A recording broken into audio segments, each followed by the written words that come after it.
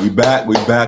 It was a good weekend, real good weekend. How's everybody doing? It's your boy Just AG alongside Alec Foster from episode Section.300. Appreciate you guys for tuning in again. Continue to like, rate, subscribe to our show online.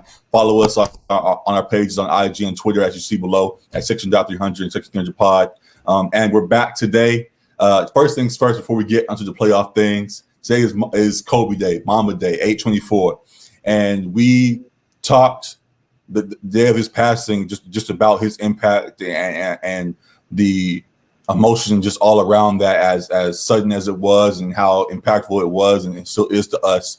And now, months removed from it, we are still here and feeling his impact. We have shirts on today. Alec has a shirt on today.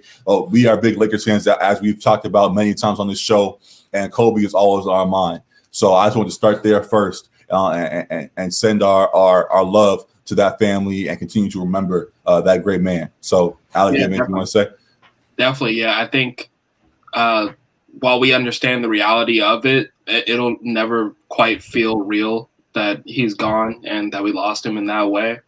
Mm-hmm. I think he inspired a generation, many generations, honestly, just with his Mamba mentality, his attitude towards having a strong work ethic and drive to accomplish your goals and be the best version of you that you can be. Mm-hmm. So I think that's something that will live on in his fans while he may no longer be here.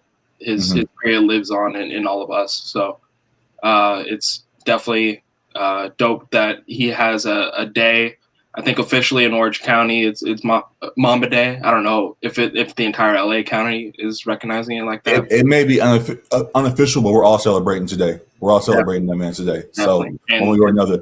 Happy birthday, obviously, to him. Yesterday was his birthday. Would have been his 42nd birthday as well. So, yeah.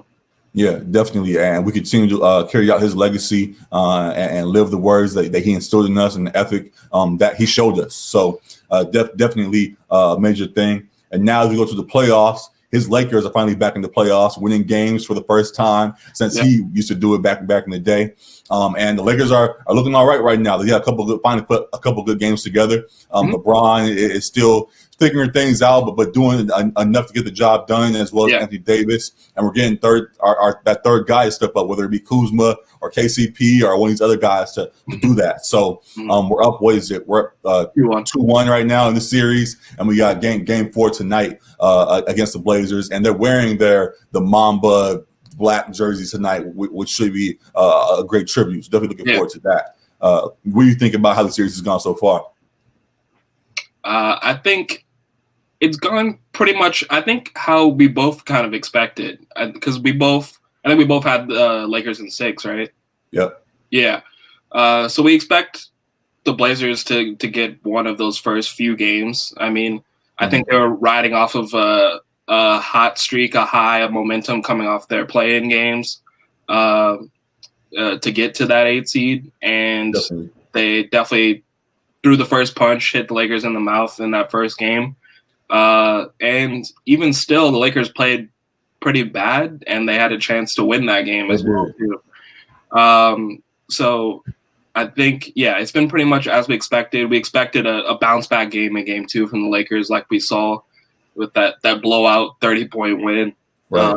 And then Game 3, they took care of business. So I think, it's been pretty much as expected. I think the media hype for the Blazers as the best 8 seed to ever exist and the team that may take down the Lakers was a little bit overblown. But I believe the Blazers probably get one more, but the Lakers finish this series in 6 still. So.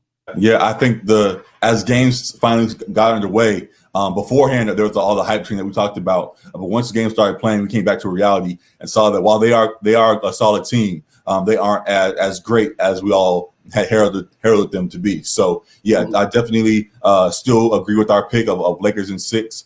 I think another thing too is that it could even go shorter than that, just based on how the last game went. When Dame had 30-something, I believe. I think CJ had 20-something, and Melo had a great game as well. Yeah, he did. And the Lakers still did what they did. Right. Lakers missing free throws too in the first half of the game at least, and looked real shaky. Once they figured it out, it was like Lakers couldn't do anything. So if it goes in that route, and the Lakers also continue to figure things out at the free throw line and beyond, it could get real scary, and this series could be over quicker than we thought. So definitely got to keep our eyes on that. Definitely a good series, and looking forward to tonight. I think the thing is that we maybe didn't account for as well is that the Lakers defense is really what makes them elite, what makes them a championship contender. Because obviously we have LeBron and AD, but after those two, there's a pretty significant drop off with offensive production and the ability to just score 20 plus on any given night. We don't really have that after those two guys. So defense is what got us to that 1 seed in the regular season and why they're a legitimate championship contender. Because, I mean, they're holding the Blazers, who are averaging 125, 130 in games before them, to 95 average points in the first 3 games. So I think that's what's going to lead them to that at least that Western Conference Finals experience. Yeah. That third guy was my concern, but we have figured that out. Like I said, KCP and other guys have stepped up. Danny Green's still struggling, but others have risen to the occasion. And as you mentioned, the defense has done really well. So we're in great shape. It's funny too, because I still don't think LeBron has hit his stride yet. He's still he still played great. Gearing up. In Game 3, it was nice to see him attack the rim aggressively and look for his own shot more aggressively. I've been wanting to see. He had a historic stat line in Game 1 when they lost, having 15 rebounds and assists and 20 points or whatever. But he wasn't really looking for his own stuff. So I'm talking beyond the stats, though, because it's easy. We easily look at the stats and think, oh, he's already good and going. But from actually watching it and seeing how he was playing, I finally got a chance to watch some of these games. And from what I saw from him, he ain't. I don't know. I feel like he's still gearing up, which is crazy to say with the stat lines he's producing still. But I still feel like he's in a level he can rise up to. So as playoffs progress, and we think they're going to get this series done and move on beyond that, I think we're still going to see greater heights from him. So hopefully they get it done. As we said, we've been critical of the man, and we hope he executes. So I really hope that they get the job done, and we're off to a great start. So especially tonight. Can't take no L in those MAMBA jerseys. Absolutely not. Cannot do that. On the flip side, someone who's had a terrible start is my boy PG, man. You don't have to be your boy anymore, bro. You don't have to. No. I'm gonna stay loyal even through this terrible patch he's going through right now. Is it just a terrible patch though? We got to discuss that because from what it seems like in the past. Yeah, we have seen that. This seems to be another low though. This is a different type of level.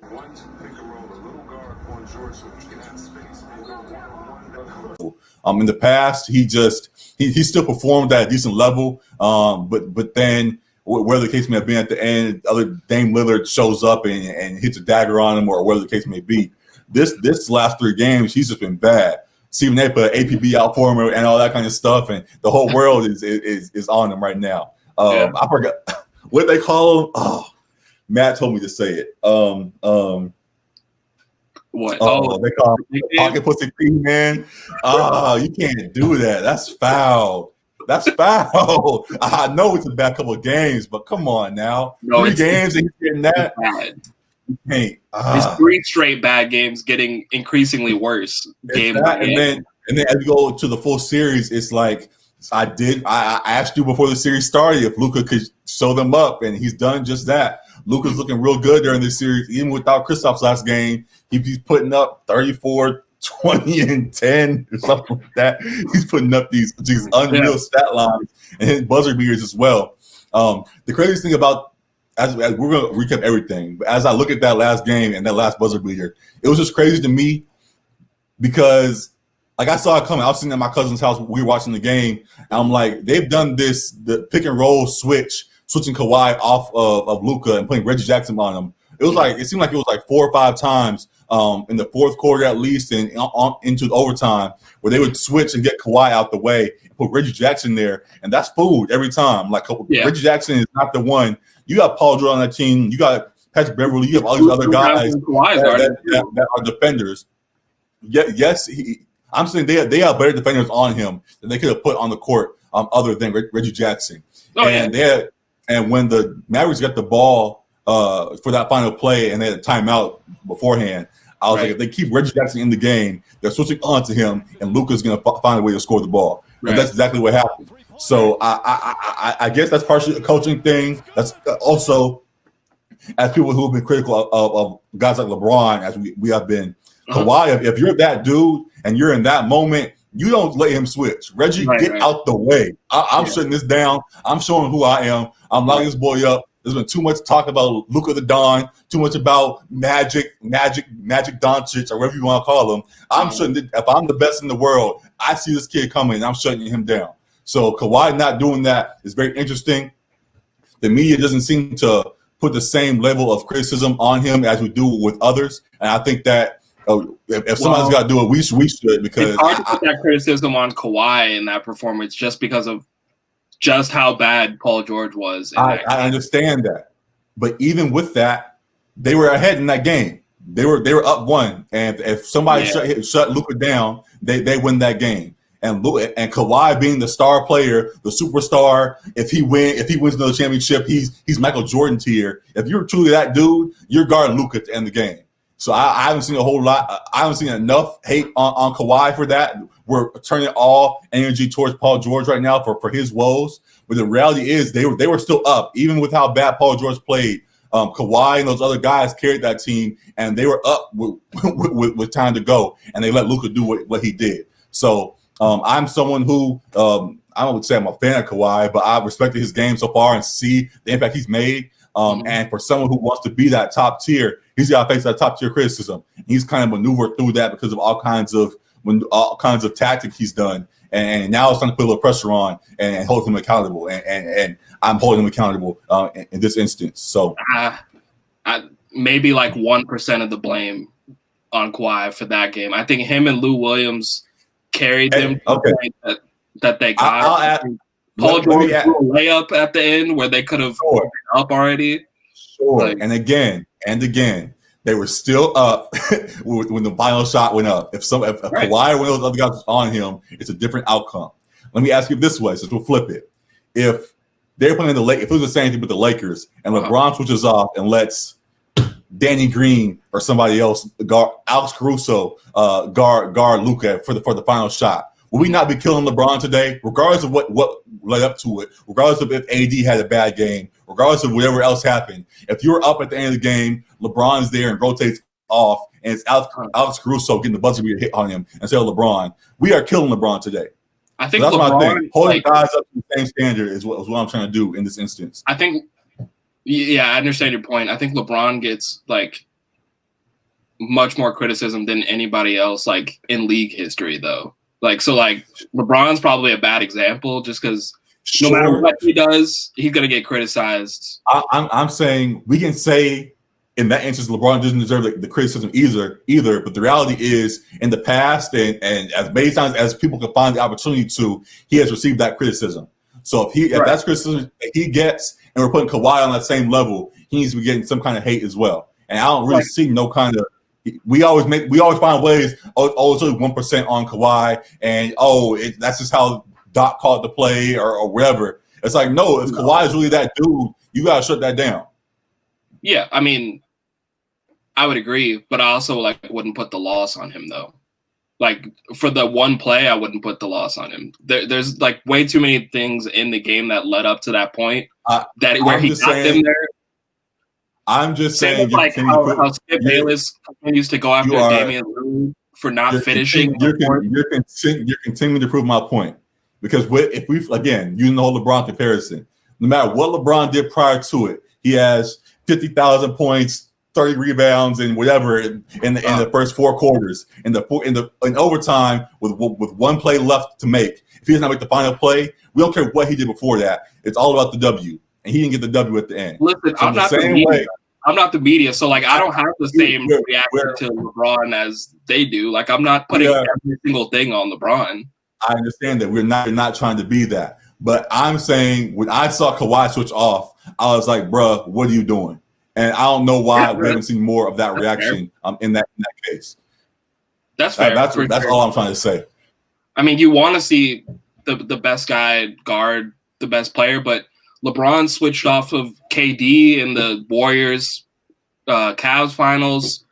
Steph switched off. And people were on him about that. And Bleed in the Warriors. And we get on Steph about that too. And we get on stuff about that. We get on all these other guys. But when Kawhi switches off, it's 1% on him. He still got them to the lead. No, I think people criticize Kawhi for the exact same thing too. Like I've heard people say the same thing you are saying. I'm just saying, me personally, I don't put it on him. I'm saying I've seen a whole lot of love for Luka right now. I've seen a whole lot of love for for sure. I've also seen a whole lot of hate towards Paul George. But the thing is, because he's been abysmal. I'm not ignoring anything. I'm just saying for the final play, Kawhi started that play, lined up on Luka, and it was off of him when the shot went up. And if you're Kawhi, if you're the best player in the world, and you have this kid trying to take your spot, you stay on him no matter what. You fight through that little screen that was set up, and you stay on Luka for the final play. That's all I'm trying to say. Maybe I forget how much they were up by. Was it 1 or 2? 1 point. I can understand. If you're Kawhi, the best player. As I look back at it and watched it, like the only reason I could understand him switching is because the mismatch would be bad too on the inside. Like I think he took a big when he switched. Come on now. No. Luka's not passing that ball. 100%. Listen, listen. It was a screen. What are you talking about? Let me say what I'm trying to say. Maybe Doc is saying switch everything. Like that's the Clippers defense. Alec. There was like 4 seconds left. Right. 8 seconds left. He got off like 8 dribbles and then took a step back. Luka is not passing that ball. Dude, I don't know. Kawhi. No. After him dropping 35 a night and being the ball, the player that he has shown to be the offensive threat that he is, people comparing him to James Harden, saying he's the top 5 player in the league now. If you're in that spot, same thing about Kawhi Leonard on the other side. He passed to an open 3 for Marcus Morris. LeBron passes to open players for game-winning shots too. With time, sure. But I'm saying Luka in that situation, game winner on the line, that whole team was saying, Luka, take us there. So the whole prior to that play, the whole world knew Luka was getting the ball. If you know Luka's getting the ball and you're the best player in the world, get in front of Luka, stay there, and shut him down. Like he's getting the ball, but you don't know how the play's going to end up. Okay, you're talking about how Kawhi passed the ball. If he's shut down completely, he can't get a shot up and passes it to the corner, and he's there and makes it. Sure, but if you're Luka in that spot and it's 1-on-1 and you could just you can get that step back or whatever the case may be, and there's there's only so much time for you to do whatever you could do. If we all know Luka's getting that ball, and more than likely that ball is going up. I want Kawhi there no matter what. And if he passes it and somebody else beats you, fine, somebody else beat us. The thing is, I agree with you. I would want Kawhi to stay on the best player. Like, I would want my best defender to stay on the best player. But I also understand the switch. Like you said, maybe that's a little bit on Doc Rivers to say, do not switch, like stay attached to Luka. But I can understand basketball-wise, like just switching right there. I agree with you. I would want Kawhi to stay on Luka, but all right. It is what it is. The series is tied now 2-2. We're going into a great game 5 tomorrow. Definitely gonna have eyes on that. I said Clippers in 6 anyways. I think I said Clippers in 6.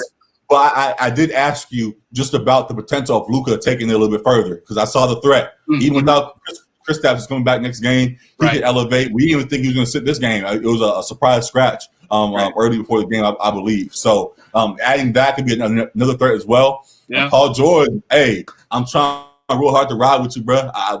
Everybody else has turned on you. I see the hate. We see the nicknames, and people are saying he had the worst playoff performance since Bob Cousy. He's been and all this kind of stuff. Bad, man. It was really bad. I keep thinking like next game is going to be the bounce back. Like game 3, I thought he was going to drop 35 and bounce. Like game 4, I thought he was going to do it, but he keeps getting worse. And it seems like to me maybe it's just mental at this point. Like how some guys kind of have that monkey on their back in the playoffs. Like it seems like I was going to bring that up. It's very difficult to do so because, like what I brought up before with LeBron and the people at home and all that kind of stuff, separating from the game a little while and coming back, that thing. Yeah.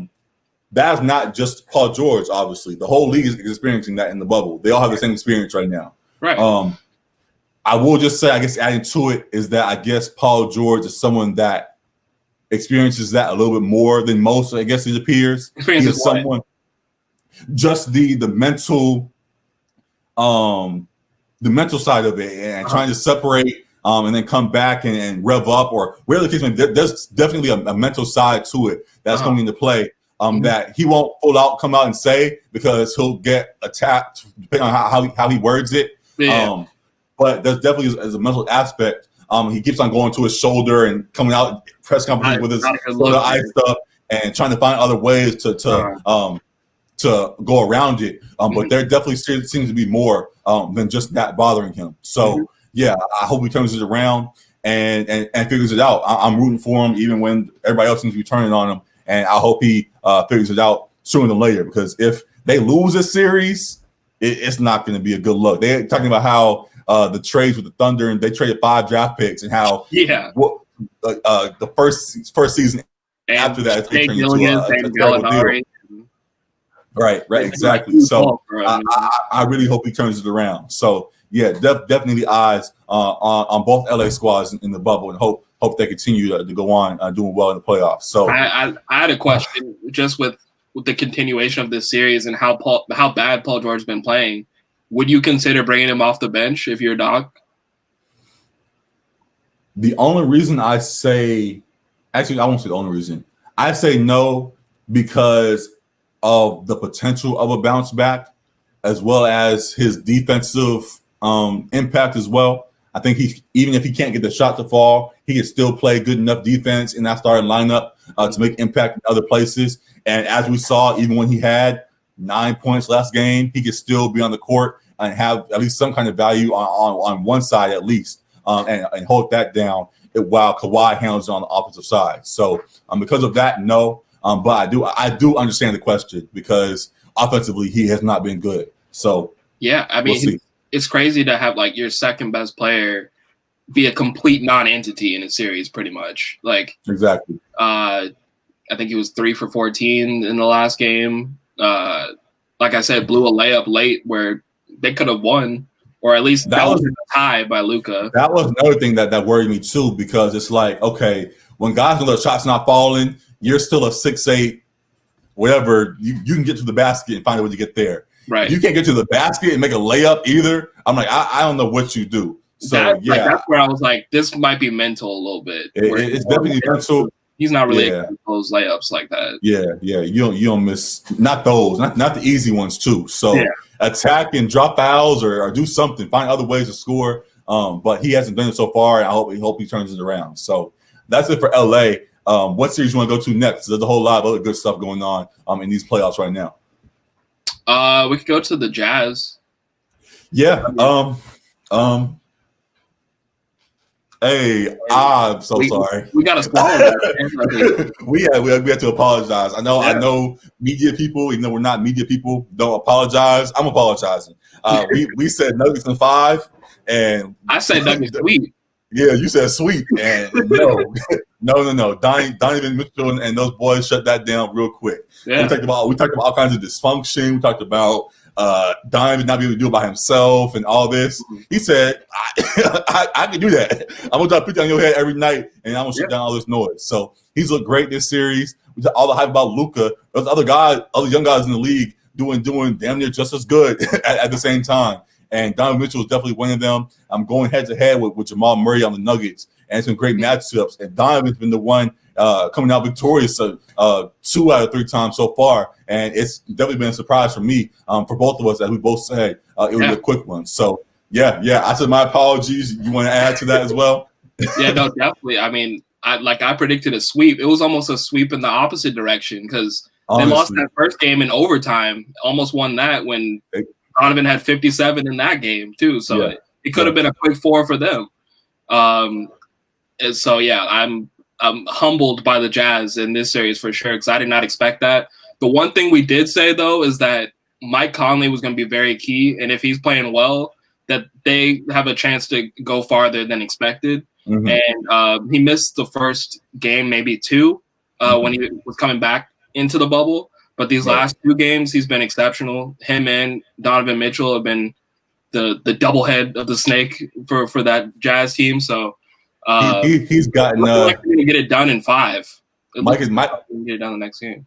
Mike has gotten new life since the birth of his child right before the playoffs started. So definitely a great thing to see. Definitely very impressive and surprising. And I hope for more success to them. Yeah, Donovan Mitchell, first dude, or him, Michael Jordan, and AI are the only guys to have 2 50-point games in a playoff series. Mm-hmm. So he's an elite company. He's showing out right now. Definitely. What does it say about Denver, though? Because we thought they were the surprise sleeper team to take out everybody. Yeah. Excuse me. Yeah. We thought they were going to take out everybody, and they are looking, while still looking decent, they just can't get past this Jazz team. Yeah. I think while they are deep with so much talent, some of it needs to be reallocated because they have such a deep potential rotation. They have other guys that would be playing right now that are hurt too, what's his name, Gary Harris and Will Barton, and I think there's one other guy too that's a rotation guy. It's they have too many cooks in the kitchen, and none of them are elite. After maybe Jamal Murray is teetering on that, and Jokic teetering on that, but they have a lot of guys who are really good but not superstar level. So it's kind of like how the Celtics were when they had all their young guys, a little bit too many cooks in the kitchen. Right. I think they probably need to make a couple trades or something, because we've seen this team doesn't put any fear in any Western Conference team's heart. And still, they've been one last year, and still no one was afraid of them. So I think the coaching's fine. I think they probably got to reallocate some of these guys. I guess kind of to that, they are in a great spot where they could make a little super team if they wanted to. They have enough talent where they can trade. They can do a couple big trades and win-wins for both sides. Really, trade a couple of these guys and get a superstar in return or something like that. And the other team will be happy in the deal as well. So a little too much talent, which is crazy to say. In the era of super teams and all of that, somehow they have too much and don't really know how to make it all mesh. And I'm very surprised at the results so far. So definitely got to keep our eyes there, because I think whether they stay together and finally make it work, or if they redistribute that talent in some kind of way, they're going to be a threat one way or another for a while. And hopefully they just get things to click and get past the first round, unlike it seems to be this year. So major things there. I don't think they can be a championship contender with Murray or Jokic being their best player either. I think neither of those guys are the number one guy. I see that. Murray can pop off like we've seen. I think he had 50 in one of these games and near 50 in another one. But that's not a consistent thing either. No, and then Jokic is a great player and has a great mind for the game and court vision, but you're giving up stuff on the defensive end as well with him. And it's hard for me to see them being championship contenders with those guys being the best players on the team. I guess that's the problem with the modern day big man. Is just the game has gotten so fast that at times they can't keep up. And even though Jokic is kind of that point center he plays at times, that defensive liability he is as well at certain moments costs him. The same way, this is not full transition, but we see that in Philly right now. Joel Embiid being the number one over there, it just isn't working. He's still dropping 35 a night, it seems like, but they just got swept, I believe. So regardless of how good he's been, if you don't have some shooters on the outside or some other ball handlers that could make things happen on the outside, it's not going to work down low. So for both squads, they got to figure that thing out. Going back to this Nuggets and Jazz series, though, what does this mean for Utah? Because we look at them and we thought, Dom is now true number one. they can't mesh as a unit. We thought they were gonna Donovan should try to look elsewhere. People were saying Donovan he should try to look towards New York or something like that. Putting him kind of in that same boat we put Devin Booker before, right when he left as well. So now seeing his success, what do you think about this Jazz squad going forward? Like in this playoff series or just like in the future? Both. If they run into the Clippers, I don't like their chances so much. Like in the next, because they'll play either the winner of the Clippers, Mavericks. If they run into the Jazz, or if they run into the Mavericks, I like their chances a little bit more, I think. Understood. But I don't see them getting out of the next round. I think they might finish this one up in 5. Like I think they might win this next game. I don't see them getting to Western Conference Finals. I think Gobert has also been playing really well. We didn't mention that too. That. But I don't want to discredit them anymore because they've for sure proven us wrong in this series. And they had a lot of hype going into the season when they signed Conley and had Bogdanovich healthy, which they haven't even had him, and they've been playing lights out still too. So I don't want to discount them completely. I'll say this. I don't think if they're able to get to the Western Conference Finals, I think that's the end of the road for sure. Okay. All right. Well, definitely got to keep eyes there, man. I think that with the momentum they are slowly building right now, if they get that far and if they are able to actually get there, we can see another level step up from Donovan Mitchell. People are comparing him like the that Dwayne Wade, what was that 06 finals run he went on or whatever that was, where he went crazy 08 or 06. Comparing Mitchell to D-Wade? No, I'm saying how he has the potential to be that if he continues going on the path he's going right now. Just saying that him in the spot he's in, where we didn't really think this team could actually do it, and he's stepping up and getting the job done. He definitely could put on a historic run. So definitely great things there. I think this has shut down the talks of the blow it up theories I've seen about the Jazz not having the right squad there and Donovan not being a true number one. I think Donovan can get the job done. I think that he can lead a squad. If anything, I think it just depends on who his number 2 is. If Rudy steps up, if Mike Conley steps up, other guys step up around him, he is just fine where he's at. If he doesn't have that second piece alongside him, then it becomes shaky. So, I think they have a good thing going there that, again, we didn't see coming, and I hope for the best for them continuing throughout the rest of this playoffs. So, great there. What's the last series going on? We didn't really talk about Sixers, Celtics. You briefly mentioned it. There's not a whole lot to talk about there. Well, kind of. I mean, it is just about the Sixers going forward. Like, how do you see them proceeding? I think they stay. I think they need to keep Embiid and Simmons. If they like Brett Brown, keep Brett Brown. If not, there's definitely plenty of coaches there that can replace. We talk about Kenny Atkinson everywhere. He could go there too if they decide to switch. Or Mark Jackson or Jason Kidd or Tyronn Lue or whatever list you want to go down. Plenty of options there if they decide to move on from him. If anything, it's just the slight tweak of figuring out Al Horford, figuring out Tobias Harris, figuring out Josh Richardson, because those the third piece alongside Ben and Embiid, those third guys have been more the problem than it has been Ben and Joel. So figuring those guys out, I've seen a lot of talks about people joking, I guess, about like Al Horford to the Kings and getting Buddy Hield or something like that. I've seen a lot of theories about that. I don't really know where that came from, but getting a shooter in that kind of regard, definitely something to look at. So I definitely understand it. But yeah, Al Horford has not been the piece that they need him to be. Tobias, who got hurt but bounced back, and I'm glad he's all right. Has been decent, but has not been the superstar that they're paying him to be. Josh Richardson has been decent as well. So I think it's more about fixing the pieces around Ben and Joel rather than blowing those two up and restarting. They've gone through the process already. No need to restart right now. Yeah. Yeah, no, I agree with parts of what you said. I agree they shouldn't restart. Like, they trusted the process till this point, and they got a lot of talented guys. But I don't think the pieces quite mix the best. Kind of what you alluded to with figuring out Horford and Embiid. I think Horford and Embiid on the floor at the same time doesn't work very well. Quick thing, hey, if only they had drafted Jason. One move and everything is different. Everything is different. So yeah, I hear you. Go ahead. Yeah, I'm with you there. I think I haven't heard the Horford for Buddy Hield, but I understand that just in terms of getting more shooting.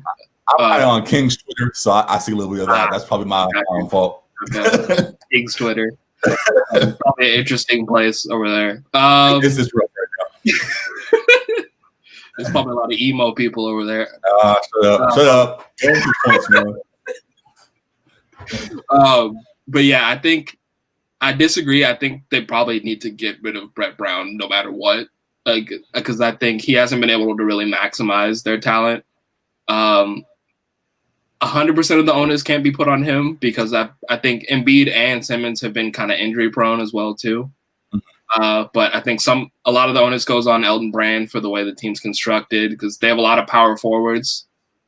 Even like Ben Simmons he's a great floor general, like he sees the floor well, but it seems like his natural position might even be off the ball too, as well, just because he's not like a scorer like that in this NBA.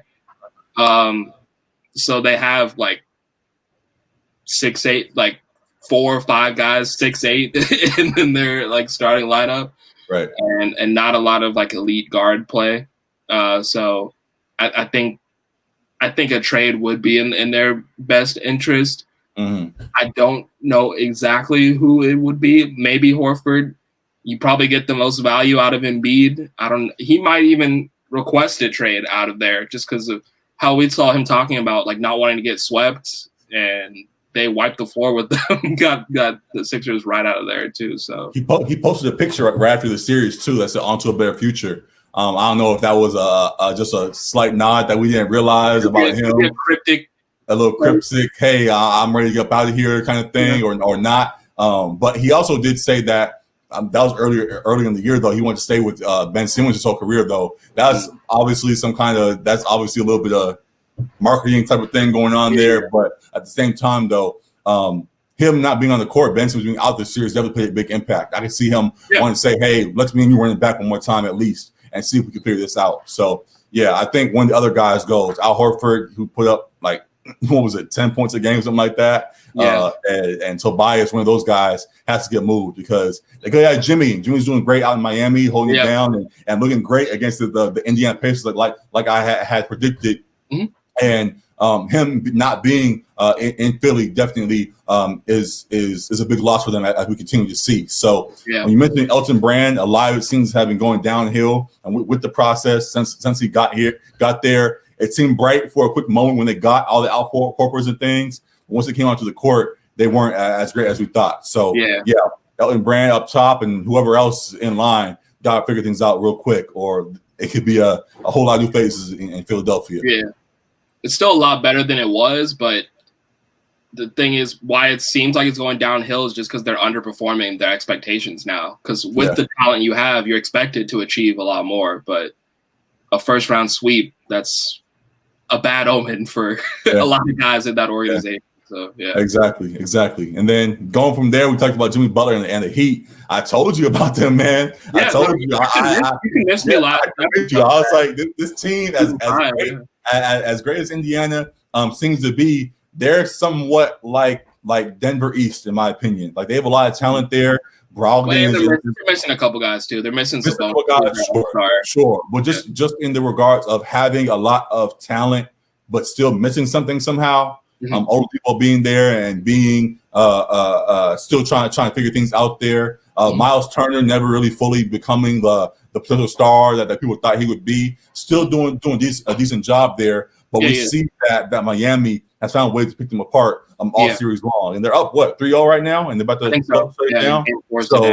So I didn't think that Indiana could get past them. Plus, knowing that Jimmy Butler shuts down T.J. Warren without his threat there as well, I was like, I don't know what Indiana does. TJ has still played well. Decent, but it hasn't been enough. It hasn't been enough. He's no longer Michael Jordan. All that talk about big contracts and stuff. he has proven who he still is. So sucks for Indiana, but I kind of saw it coming. So definitely major for them. As we go forward, I think the winner of this series plays Giannis, right? Is that correct? They go on to play the Bucks in the second round. Yes, I believe so. Mm-hmm. And what do you think about that potential threat against them? It seems like the Bucks have figured things out, and they're going to go ahead and finish off the Magic and 5 that we predicted. Going for the next series, though, do you think that we're going to come back to it? Do you think the Heat can hold it down against this Milwaukee squad? I think the Heat make it a very good series against the Bucks. I still give the Bucks a slight edge, but I think Bam Adebayo is someone who plays great defense on Giannis, so he's probably one of the guys that can make it the toughest on Giannis in the NBA. But I think the Bucks are constructed a little bit better offensively, and I think it's a series. It might go 7, but I give the slight edge to the MVP, and I think Middleton steps up a little bit more because Middleton hasn't been playing super well against the Magic. Right. I think guys step up a little bit more in that next series, and I don't think Giannis can swallow a L in that series. I don't think he's willing to let that happen. So it might go 7, but I give the Bucks the edge there.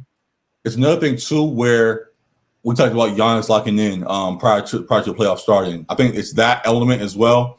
And also just the experience that I alluded to a while ago when we first talked about this as well. Just the difference between Duncan Robinson and Tyler Herro and the guys that they have over in Milwaukee instead. We have a bunch of young guys, and while they do have that swagger that Jimmy Butler has provided them, I think Milwaukee is fed up with losing, and they've been close a couple of years now, and they're going to get over the hump and get this job done. And they hear the threat.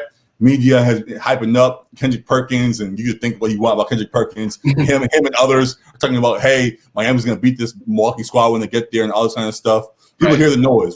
It's been shown that these guys in the bubble, they hear the noise. And when they get against each other, exactly. I think Giannis sees that they already see the threat, and they're going to try to shut that down as quick as possible. I'll say 5 or 6, but I actually don't think it's going to go 7. I think Giannis and them shut that down quicker than expected. So when it comes, we'll be back to talk about it a little bit more. But for now, that seems to be the trajectory they're on. So definitely good things there. Across the rest of the playoffs, what other series did we miss? The Nets got swept.